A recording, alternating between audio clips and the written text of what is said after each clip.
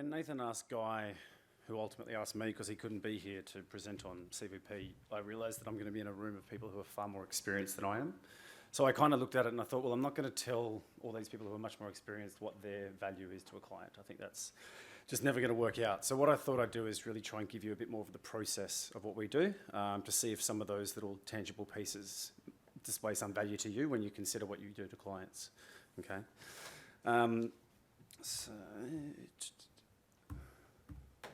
So when I first arrived in September 17, I was pretty green. I was raised by a financial planner. I'd been at CBA for a number of years, but essentially still, in terms of actually giving advice, I was quite green, and I had to sort of establish what I thought was value. And after a little while working at Prime, I came out of a few meetings stressed about these sorts of tangible value items that I thought, okay, well, I'm not sure if we know how to hit these properly.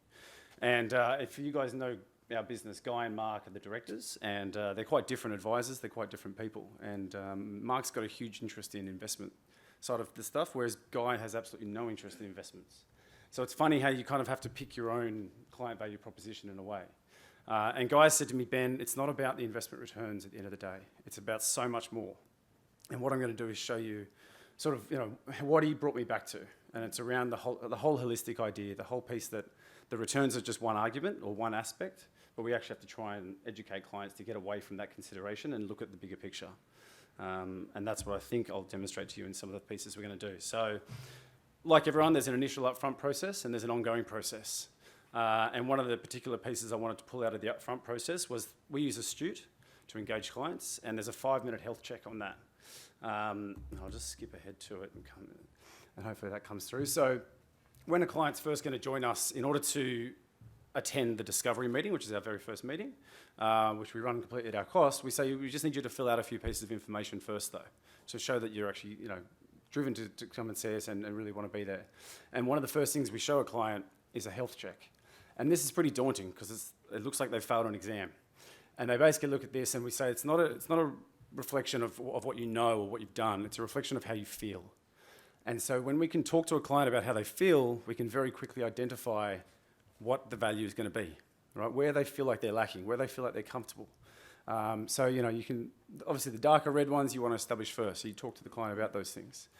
So this is a really good way of building essentially what are going to become the goals and objectives.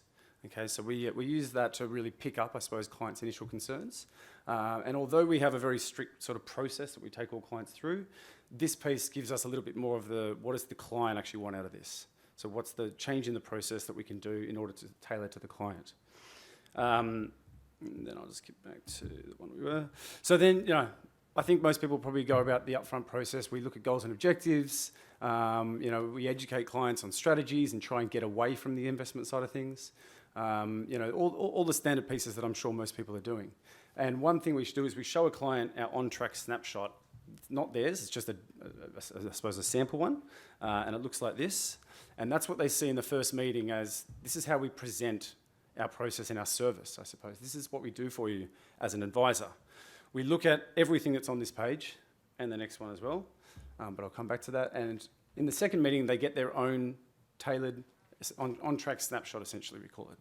And this, I suppose, gives their financial life in 2 pages. And it's really, really useful because a lot of clients have no idea what they're going to look like. And so, we go through this in the second meeting and we actually be able to talk through all the different aspects that are on here. And there's nothing that's missed. We don't give specific advice for one particular subject. We say to everyone, we have to do this for you. This is part of our upfront process. And we identify everything that's on there. Now, clients can obviously opt out of certain parts if they really want to, but it's about saying that we use a holistic process. And you can see there, it's quite honest because what it does is it identifies all the goals on the right-hand side that we've identified, and it makes it clear for them. Every time we meet, we go through this snapshot. So they know what the goals that we spoke about last time were. So if it's something that's not on there, it's now important to them, then we add it on. And on the left-hand side of the strategies, again, they know what strategies we have in place for them. So it's really easy when you start a client's meeting the second or third time you're meeting with them, after they've become an on-track client, we can sit down and basically have a conversation around these 2 pages, and that could take up 3/4 of an hour in itself, just getting through the conversation and the update of where everything's up to. And so we don't miss anything. We cover each on every topic, but it doesn't go into too much detail, obviously. And on the back page, you can see there we're also very, very upfront around the fact that, the fee's constantly there on the bottom left-hand side, so they always know the fee they're paying. And that's a big part of making sure that that fee is very, very, I suppose, transparent at all times, and we know that that's the world we're in now. And that's, I suppose, clients get a lot of appreciation out of seeing that. We track their risk profile on there as well, so we're making sure that every meeting we're talking about things like the risk profile, just to make sure you never miss a subject in a meeting. And this is, clients from the moment they see this, in your very first meeting, all the way through to clients who've been with us for 10 years, they know what this looks like and they really appreciate going through this every single time. And we found it a really good way to sort of, I suppose, structure some of our meetings and what we do for clients. You'll see also we have a family tree on there, so that's a really important thing for us because, these days a lot of people are talking about their parents more so than their kids in terms of financial consequences. So we want to make sure we capture as much of the family as possible. And a lot of these things we outsource. We don't do a lot of these things at PrimeWealth. We don't do estate planning. We don't even do insurances. And the accounting piece, obviously, we do have a prime accounting business, but we don't do it ourselves. And, I suppose a lot of it is to say we don't actually do the service. We can introduce you to someone who does, but we track it because we're making sure your entire financial life is on track, essentially. Okay, so that's kind of where this all comes through. The ongoing on-track program we call Financially On Track. I actually wasn't quite sure how they define it, and I went back and had a look at our materials essentially, and it's all about having, I think it's probably similar things to what everyone would know. It's a clear plan and support to keep clients on track, so it's accountability, which I think everyone would be very, very clear on. That's what we do for clients. Sorting out all areas of our clients' financial life, so again, that's why we do a snapshot, and comfort. It's really around clients knowing that their future is going to be safe, okay? So I'll come to another piece around that now.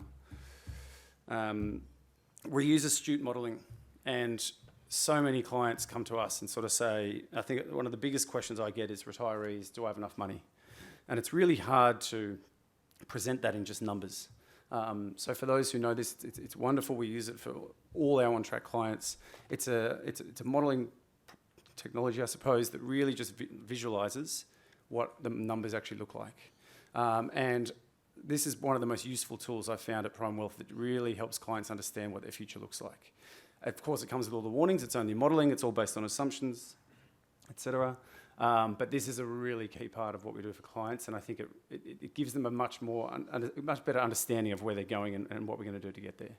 And the good thing is that you can add in live all the different strategies that you're going to do for a client. So we can actually sit there and play with this in front of the client and present it to them. So pretty much, this is one thing that Guy gave to me when I was going through my stress period of not knowing if I was delivering value to clients. And I thought it was really, really useful. It just shows that, I don't know, whoever put it together, the things that I was worried about that we weren't going to be able to do actually don't count as much as the overall holistic advice and strategy that we're looking to try and give to clients consistently. So I think it's always good for advisors to see this and remember kind of what it all comes back to, rather than that initial piece where a lot of clients walk in and just want to know what your investment process is, what your returns were last year, and that sort of conversation.